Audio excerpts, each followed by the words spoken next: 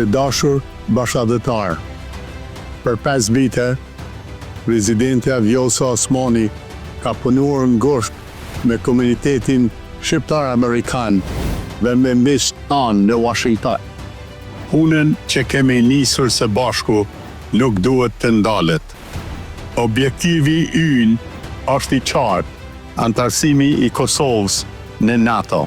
Prandaj, une e përkrahi fuqimisht një mandat të dytë për presidentin Vjosa Osmani.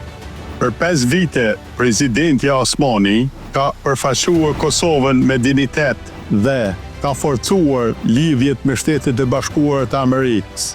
Tani më shumë se kurrë na duhet institucionet të forta, koordinim me aleat dhe leadership që nje procesin.